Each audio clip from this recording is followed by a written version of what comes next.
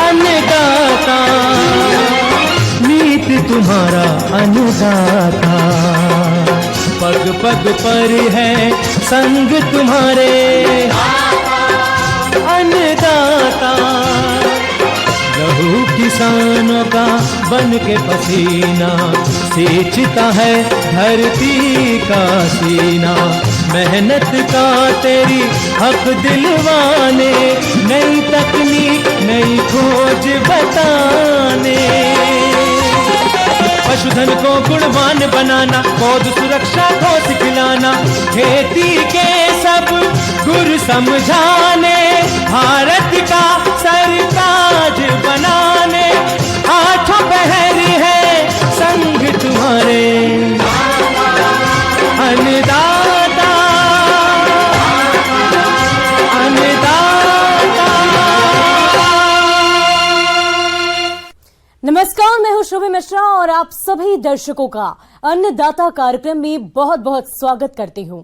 हमारे देश का किसान जन का पोषक है, वो श्रम का देवता है, अन्नदाता है और उसमें ही भारत की आत्मा निवास करती है। ऐसे ही किसानों की प्रगति के लिए हम खेती बाड़ी से जुड़ी बहुत सी नई लाभकारी जानकारियां हर रोज सुबह आपके लिए लेकर आते हैं।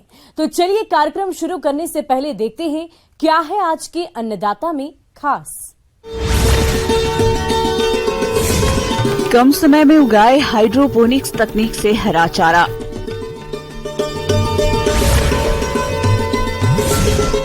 मुर्गियों में रानीखेत रोग की रोकथाम के उपाय।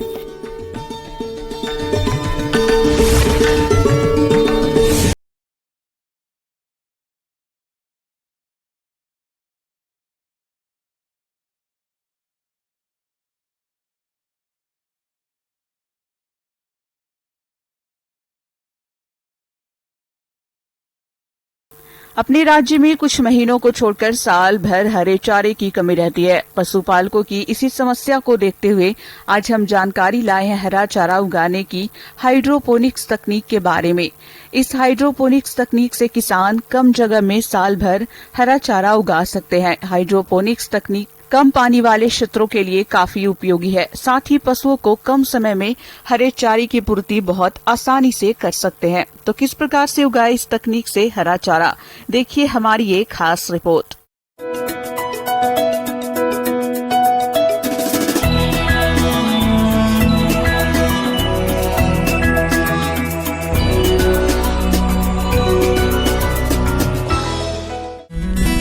भारत दुनिया में सर्वाधिक दुग्ध उत्पादन करता है।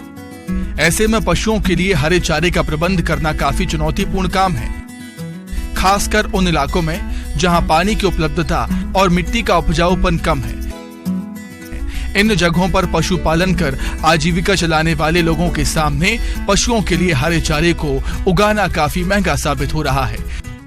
लेकिन अब देश में आधुनिक विधि से हरा चारा उत्पादन की तकनीकों का प्रचलन शुरू हुआ है। ये हमारे यहाँ कोई नई शुरुआत नहीं है। इसके लिए वैज्ञानिक पिछले कई सालों से सतत प्रयास कर रहे हैं। इस आधुनिक विधि का नाम हाइड्रोपोनिक विधि है। केवल पानी में या बालू अथवा कंकड़ों के बीच नियंत्रित वातावरण और जलवायु में बिना मिट्टी के पौधे उगाने की तकनीक को हाइड्रोपोनिक कहते हैं। हाइड्रोपोनिक्स में पौधों और चारे वाली फसलों को नियंत्रित परिस्थितियों में से 15 से 30 डिग्री सेल्सियस तापमान पर लगभग 80 से 85% आर्द्रता में उगाया जाता है। हाइड्रोपोनिक विधि से चारा उगाने की तकनीक। इस विधि से चारा उगाने के लिए एक ऐसे कमरे की जरूरत है जिसमें आर्द्रता और तापमान में बदलाव किया जा सकता हो। इस विधि के तहत प्लास्टिक की एक ट्रे में, जिनकी माप 2 फीट गुणा 1.5 फीट गुणा 3 इंच होती है, इस विधि से हरे चारे को तैयार करने के लिए सबसे पहले मक्का, ज्वार और बाजरा के दानों को 24 घंटों के लिए पानी में भिगोकर रखा जाता है। इसके बाद जूट के बोरे में ढककर अंकुरण के लिए रखा जाता है। बीजों से अंकुरण निकालने के बाद इसे ट्रे में बराबर मात्रा में फैलाया जाता है। प्रत्येक ट्रे में 1 किलो सूखे बीज रखते हैं। प्रारंभ में जमे बीजों पर लगातार पानी का छिड़काव करते हैं। इनमें चौथे से 10वें दिन तक वृद्धि होती है। इस दौरान ट्रे में 7 दिन तक फव्वारे के द्वारा दिन में 8 से 10 बार सिंचाई की जाती है। 10वें दिन एक ट्रे में लगभग 8 से 10 किलो तक हरा चारा तैयार हो जाता है। चारे की हाइट भी 6 से 8 इंच तक की हो जाती है। इस विधि से तैयार चारे को पशुओं को खिलाया जा सकता है। पशुओं को खिलाने से दूध उत्पादन में 15 से 20% तक की वृद्धि के साथ ही दूध में वसा की 10 से 15% बढ़ोतरी होती है। किसान हरा चारा उगाने वाली मशीन का इस्तेमाल भी कर सकते हैं, जो कि बिजली से चलती है और इस मशीन में तापमान और आर्द्रता स्वतः ही नियंत्रित होते हैं। ये थोड़ी महंगी आती है, लेकिन पशुपालकों के लिए काफी उपयोगी होती है, खासकर उन किसानों के लिए जिनके पास चारे को उगाने के लिए पर्याप्त जमीन और पानी की कमी होती है। इस विधि से चारा उगाना काफी आसान है। केवल चारा उगाने के लिए बीज, ट्रे और ट्रे में रखने के लिए रैकों को बनाने की जरूरत पड़ती है। साथ ही एक कमरा जिसमें रैकों को रखा जाता है। कमरे में आमतौर पर तापमान 15 से 30 डिग्री सेल्सियस होना चाहिए। वैसे चारे के प्रकार पर भी ये निर्भर करता है। उसी प्रकार कमरे में 80 से 85% आर्द्रता बनाए रखना चाहिए। अगर आर्द्रता अधिक होती है तो पौधे गलने लगते हैं और कम होती है तो पौधों की बढ़वार रुक जाएगी। अब आइए एक नजर डालते हैं इस विधि से चारा उगाने के लाभों पर। तो इस विधि द्वारा पानी की बचत होती है। साथ ही किसान कम मेहनत में पशुओं के लिए हरे चारे का उत्पादन कर सकता है। जहां वर्षा बहुत कम होती है, ऐसी जगहों पर यह विधि काफी हद तक कारगर साबित हुई है। हरा चारा दूध में पोषकता बढ़ाने के लिए उपयोगी है, जिसके द्वारा दूध में असंतृप्त वसा, वसी अम्लों, विटामिन की मात्रा बढ़ती है। इस तकनीक में गेहूं जैसे अनाजों की पौध 7 से 8 दिन में तैयार हो सकती है, जबकि सामान्यतः इनकी पौध तैयार होने में 28 से 30 दिन लगते हैं। मक्के से तैयार किया गया हाइड्रोपोनिक चारे से संबंधित प्रयोगों में पाया जाता है कि परंपरागत हरे चारे में क्रूड प्रोटीन 10.70% होती है, जबकि हाइड्रोपोनिक्स हरे चारे में क्रूड प्रोटीन 13.6% होती है। लेकिन परंपरागत हरे चारे की अपेक्षा हाइड्रोपोनिक्स हरे चारे में क्रूड फाइबर कम होता है। हाइड्रोपोनिक्स हरे चारे में अधिक ऊर्जा, विटामिन और अधिक दूध का उत्पादन होता है और पशुओं की प्रजनन क्षमता में भी सुधार होता है। किसान भाइयों, अब लेते हैं एक छोटा सा ब्रेक।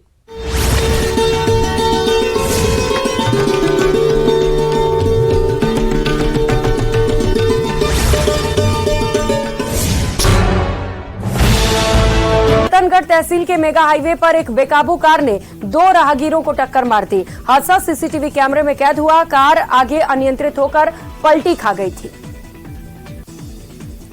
बाड़मेर के सिवाना विधानसभा क्षेत्र में रिको निदेशक ने पादरू क्षेत्र का दौरा किया और कांग्रेस पार्टी को मजबूत करने के लिए कार्यकर्ताओं की बैठक लेकर राजस्थान सरकार की उपलब्धियों को जनता के बीच में रखा।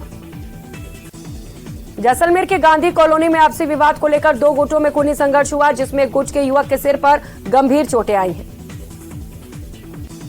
झालावाड़ में पुलिस ने 4 तस्करों को किया गिरफ्तार। उनके कब्जे से अवैध मादक पदार्थ भी बरामद किया। कोटा में कंप्यूटर कोर्स के नाम पर नौकरी का झांसा देकर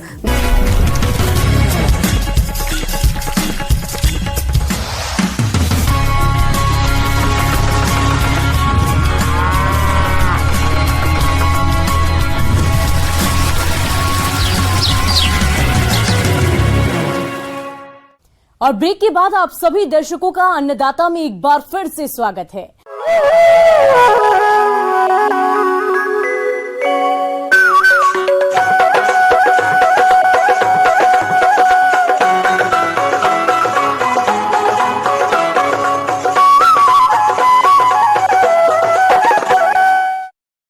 अपने राज्य में मुर्गी पालन व्यवसाय तेजी से बढ़ रहा है और बढ़े भी क्यों नहीं, क्योंकि कम जगह में मुर्गी पालन से अच्छी आय जो मिलती है, लेकिन इन मुर्गियों में रानीखेत रोग होने का खतरा बना रहता है। यह एक संक्रामक रोग है जो मुर्गी पालन के लिए अत्यधिक घातक है। यदि आपकी मुर्गियों में इस बीमारी का प्रकोप हुआ तो मुर्गियां बड़ी तेजी से मरने लगती हैं। इसलिए आप इसकी पहचान करके सही समय पर रोकथाम के उपायों को अपनाएं। तो आप किस प्रकार से करें मुर्गियों में रानीखेत रोग की रोकथाम, जिस बारे में जानकारी दे रहे हैं विषय विशेषज्ञ डॉक्टर गिरिराज गोयल।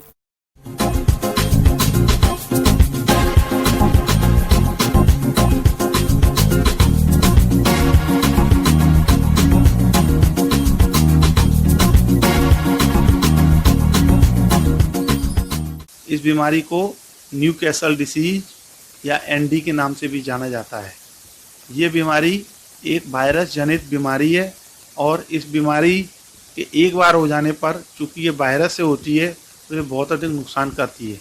ये जो बीमारी है वो पैरामिक्सोविरिडी नामक वायरस से होती है। ये वायरस सामान्यतः श्वसन तंत्र को बहुत अधिक प्रभावित करता है। उसके साथ साथ में ये पाचन तंत्र और नर्वस सिस्टम को भी बहुत अफेक्ट करता है। मुर्गी में रानीखेत रोग एक अत्यधिक घातक और एक संक्रामक रोग है। यह रोग मुर्गी पालन की सबसे गंभीर विषाणु बीमारियों में से एक है। सर्वप्रथम वैज्ञानिकों ने वर्ष 1639 से 40 में उत्तराखंड, भारत के रानीखेत शहर में चिन्हित किया था। इस रोग में श्वास नहीं ले पाने के कारण मुर्गियों की मृत्यु हो जाती है। मुर्गियों में रानीखेत बीमारी विषाणुओं द्वारा फैलती है।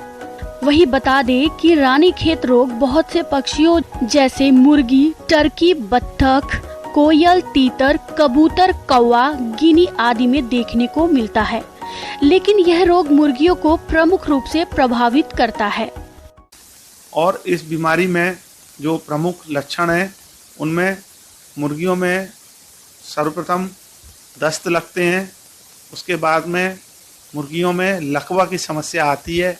मुर्गी पंखों को टेढ़ा करती है, उसके बाद अपनी गर्दन टेढ़ी करने लगती है और वो एक तरफ से पैरालिसिस के सिम्टम दिखा के गिरने लगती हैं और उसके बाद उनकी तुरंत मृत्यु हो जाती है। और यदि इसकी रोकथाम ना किया जाए तो इसमें 100% तक मृत्यु दर संभव है। आपके फार्म में ये बीमारी अगर आ जाती है किसी कारण से, तो इसकी पता करने के लिए मुर्गियों का पोस्टमार्टम भी किया जाता है।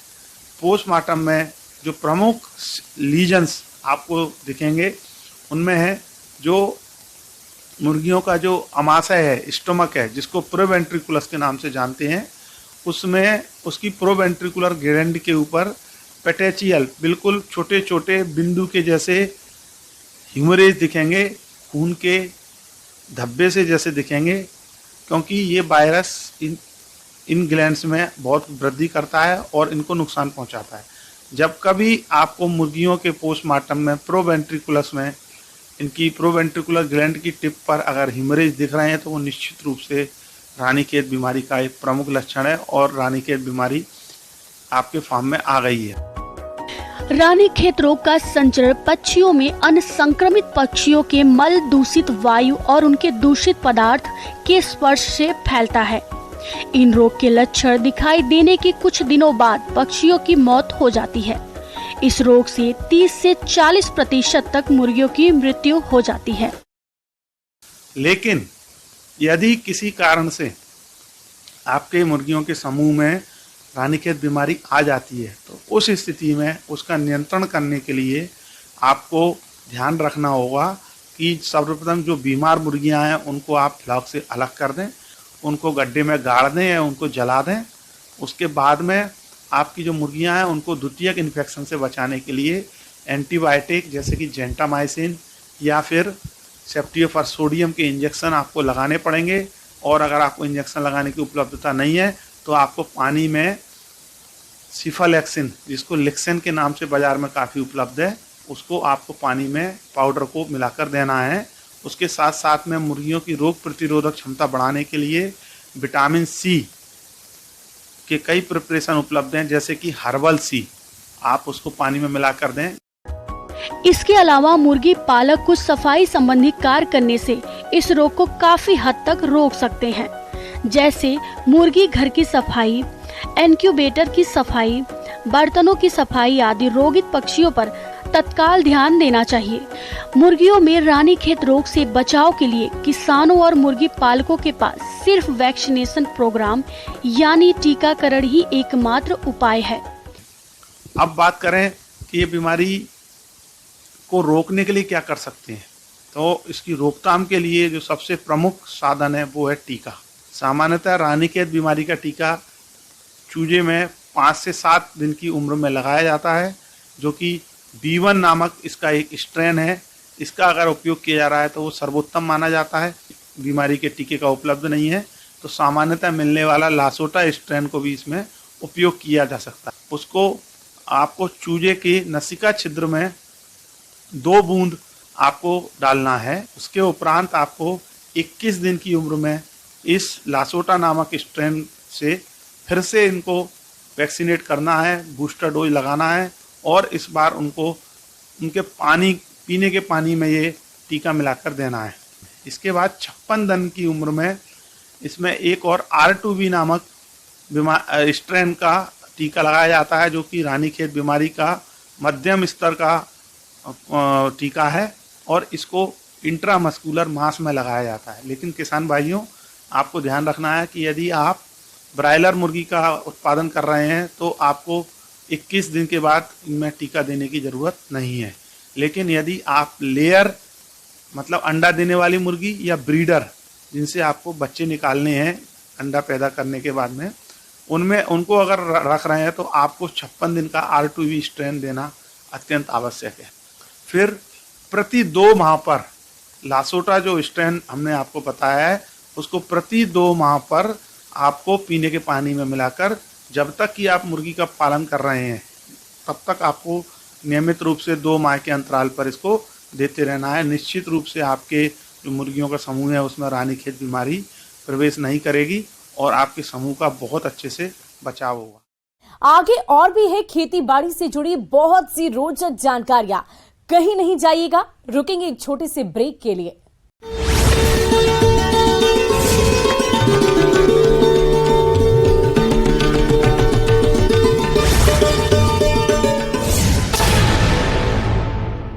लाखों रुपए की ठगी का मामला सामने आया। भूखंड विवाद में एक वृद्ध दंपति डीजल लेकर पानी की टंकी पर चढ़ गया और पुलिस प्रशासन को आत्मदाह की चेतावनी दे डाली। धौलपुर शहर के लोग गड्ढों में तब्दील हो चुकी सड़कों से गुजरने को मजबूर हैं। हाल ये है कि इन गड्ढों में आए दिन लोग गिरकर चोटिल भी हो रहे हैं। सीकर जिले में आई फ्लू का प्रकोप लगातार बढ़ता चला जा रहा है। अकेले एसके अस्पताल में ही 800 से ज्यादा मरीज पहुंच चुके हैं। अलवर के सताना गांव से बाइक लेकर जा रहे एक व्यक्ति को अज्ञात वाहन ने टक्कर मार दी और टक्कर मारने के बाद वाहन चालक मौके से फरार हो गया। बांसवाड़ा में सीवरेज के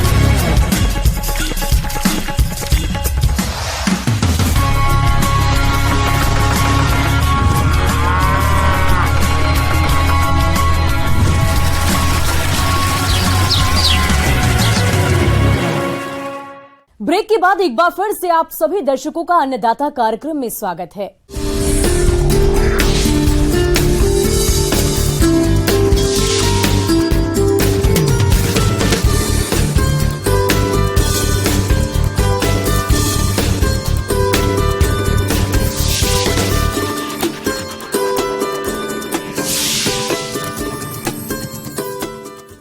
आजकल किसान लगातार फसलों में रासायनिक उर्वरकों का प्रयोग कर रहे हैं, जिससे मृदा की उर्वरा शक्ति तो घट रही है, साथ ही खेती में किसानों की लागत भी बढ़ रही है। तो आपकी इसी समस्या को देखते हुए आज हम आपको गांव भैराना, जिला जयपुर के प्रगतिशील किसान सुरेंद्र अवाना से मिलवा रहे हैं, जो जैविक खाद बना रहे हैं और ये किसान इस खाद को बेचकर अच्छी आय तो कमा ही रहे हैं, साथ ही अपनी फसलों में इसका उपयोग करके गुणवत्ता युक्त अधिक पैदावार भी ले रहे हैं। तो ये किसान किस प्रकार से बना रहे हैं जैविक खाद, आइए जानते हैं खुद इन्हीं से।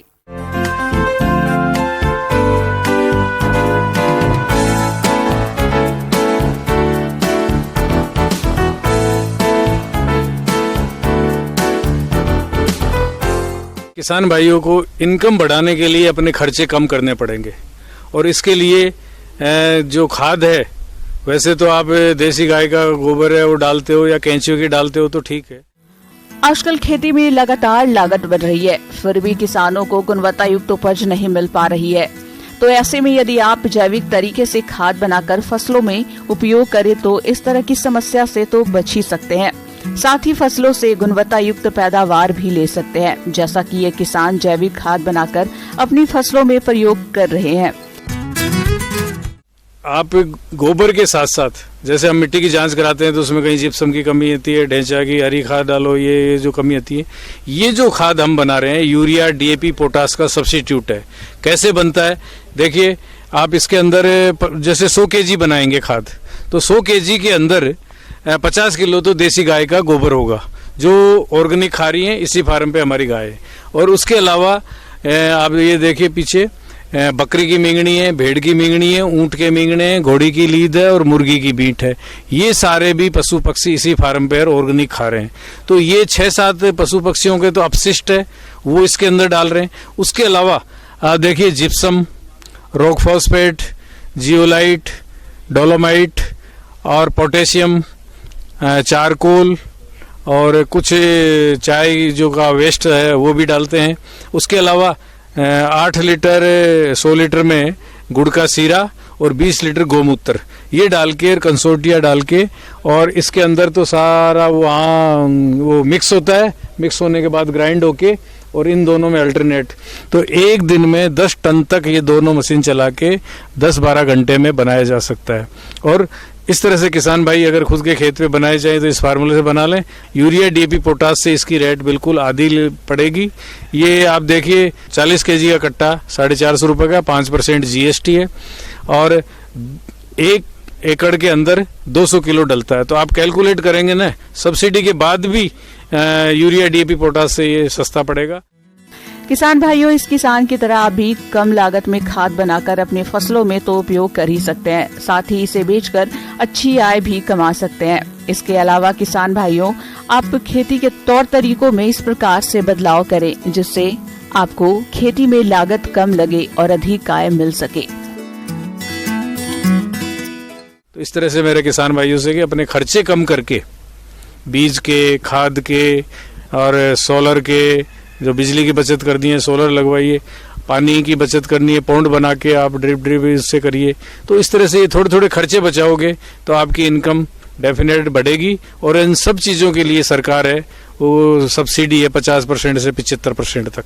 तो किसान भाइयों, इस सरकारी योजनाओं का लाभ भी उठाइए और खर्चे कम करके अपनी इनकम बढ़ाइए।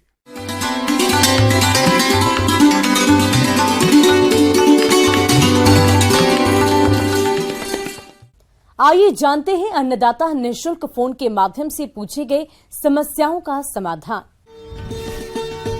अन्नदाता निःशुल्क फोन संपर्क सेवा के माध्यम से पूछे गए प्रश्नों में से आज हमने जिस प्रश्न को कार्यक्रम में शामिल किया है उसे पूछा है ग्राम ताजसर, जिला सीकर के कृषक राधे श्याम ने।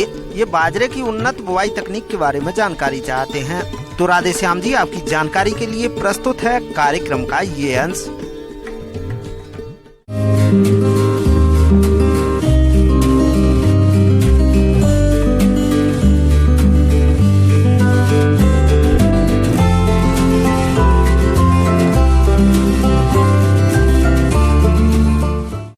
बाजरा की खेती बहुत ही बड़े क्षेत्रफल पे होती है और ये फसल बहुत ही महत्वपूर्ण है। तो बाजरे की फसल में ऐसी कौन सी तकनीक है जिनके द्वारा बाजरे के उत्पादन को बढ़ाया जा सकता है? तो इसलिए इस फसल को हम देखते हैं तो इसकी उत्पादन तकनीक हम बात कर रहे हैं। तो सबसे पहले हम बात करते हैं कि भूमि एवं खेत की तैयारी। इसके लिए सभी प्रकार की भूमियों में बाजरे की खेती की जा सकती है। हल्की भूमि से लेकर मध्यम से भारी भूमि में इसकी खेती सफलतापूर्वक की जा सकती है। ध्यान हमारे को रखना है कि जिन क्षेत्रों में या जिन जगह पे बाजरे की खेती होती है वहाँ उचित जल निकास की व्यवस्था हो। यानी जब वर्षा होती है तो वहाँ जल नहीं बढ़ना चाहिए। यदि जल भराव वाला क्षेत्र तो वहाँ ये फसल जो है बहुत अच्छा उपज नहीं देती है, बहुत अच्छी परफॉर्मेंस नहीं देती है और उसमें इतना फायदा नहीं होता। तो इन क्षेत्रों का हमको विशेष चयन करना होगा। खेत की तैयारी के समय पहली जुताई मिट्टी पलट हल से करते हैं। इसके बाद खेत में 15 गाड़ी पुरानी गोबर की खाद को डालकर मिट्टी में अच्छे से मिला दिया जाता है। फिर 2 बार कल्टीवेटर या रोटोवेटर लगाकर खेत की अच्छी तरह से जुताई करते हैं। इसके बाद खेत में पाटा लगाकर भूमि को समतल कर दिया जाता है। साथ ही खाद एवं उर्वरक प्रबंधन। बाजरा एक जो असिंचित परिस्थिति में बोई जाने वाली फसल है तो इसमें खाद की मात्रा 60 किलोग्राम नाइट्रोजन और 20 से 30 किलोग्राम फास्फोरस की आवश्यकता होती है। और ये दोनों ही जो है नाइट्रोजन और फास्फोरस, नाइट्रोजन की 1/3 मात्रा और फास्फोरस की पूरी मात्रा हम बुआई के साथ में उड़ के देवे। और नाइट्रोजन की जो 2/3 जो मात्रा है वो जब फसल 25-30 दिन की हो जाए पहली तब, और उसके 10 दिन बाद में दूसरी जो है मात्रा 10 से 15 दिन बाद में स्प्लिट के रूप में हम देंगे। तो निश्चित रूप से हमारा जो है फसल में पोषक तत्वों की पूर्ति होगी। और यदि बारिश से कम आती है, उस समय बारिश नहीं होता, तो स्पिल्ट की दूसरी जो मात्रा है उसको हम रोक सकते हैं। साथ ही ऐसी कौन सी उन्नत किस्में हैं जिनको हम उपयोग करके अधिक उत्पादन प्राप्त कर सकते हैं और साथ ही गुणवत्ता प्राप्त कर सकते हैं दाने की और चारे की दोनों। तो इसमें जो मुख्य रूप से जो उन्नत किस्में हैं, HHB 67 है जो इम्प्रूव्ड जिसको बोलते हैं, राज 171 है, ICMH 356 है, RHB 121 है, RHB 173 है, RHB 177 है, RHB 223 है, RHB 233 है, एवं साथ ही जो है RHB 234 जो किस्में हैं, इन किस्मों को लेके हमारे किसान भाई बाजरे की बुआई कर सकते हैं। साथ ही बीज दर की बात करें तो उन्नत किस्म का जो बीज है प्रति हेक्टेयर 4 किलो बीज पर्याप्त होता है। तो इस प्रकार से बीज दर का बहुत विशेष ध्यान रखें। साथ ही इस फसल में जो भूमि जनित और जो बीज जनित जो बीमारियां हैं उसकी रोकथाम के लिए हमको जब बुआई से पूर्व बीजोपचार करके फसल की बुआई करें। जो बीज जनित बीमारी है उसके लिए हमारे को थायरम 2 से 3 ग्राम प्रति किलो बीज की दर से हमको उपचारित करके समान रूप से बीज के ऊपर वो परत लग जाए उस दवाई की, उसके बाद में बीज जनित जो बीमारी है, भूमि जनित बीमारी, उससे रोकथाम उसकी हो जाती है। और बुआई करें तो इसकी जो लाइन सोइंग है उसकी दूरी करीबन जो है कतार से कतार की दूरी 40 से 45 सेंटीमीटर रखिए और पौधे से पौधे की दूरी 10 से 15 सेंटीमीटर रखिए। इसका बीज 1 से 2 सेंटीमीटर गहरा नहीं होना चाहिए। यदि ज्यादा गहराई में डाल देते हैं तो पौधों की संख्या हमारे को कम प्राप्त होगी, जिससे हमारी उपज पे विपरीत प्रभाव पड़ता है। तो जब हमारे किसान भाई बुआई करते हैं तो गहराई का विशेष ध्यान रखें। साथ ही सबसे जो समस्या आती है बाजरे की फसल में खरपतवार की आती है। किसान भाइयों, बाजरा की फसल में खरपतवारों की समस्या भी गंभीर रहती है। इसके लिए आप एट्राजिन खरपतवार नाशी 1 किलो दवा 600 लीटर पानी में घोलकर बुआई के तुरंत बाद छिड़काव कर दें, जिससे आप फसल में खरपतवारों की समस्या से काफी हद तक निजात पालेंगे और फसल की बढ़वार भी अच्छी होगी। और उसके बाद में यदि खरपतवार होते हैं तो 25-30 दिन बाद में निराई कुड़ाई करके खरपतवार निकाल देना चाहिए। उसके बाद में बाजरे की फसल एकदम से बढ़वार पूरी हो जाती है और उस टाइम उसके बाद में जो खरपतवार के कारण से जो नुकसान होता है उतना नहीं हो पाता और अच्छी फसल हमारी हो जाती है।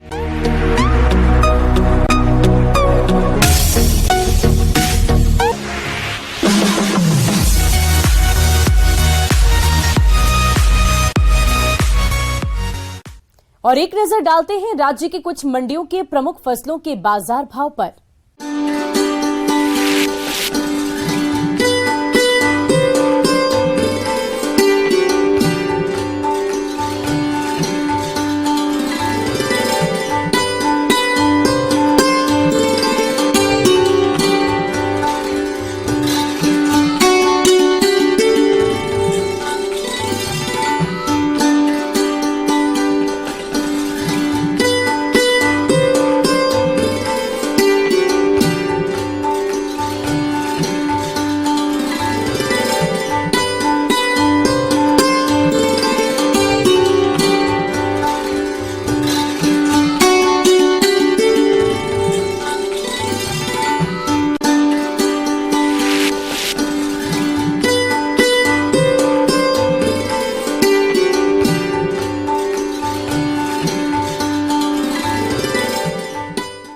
किसान भाइयों, कृषि संबंधित समस्या और सुझाव के लिए आप हमें इस पते पर संपर्क कर सकते हैं।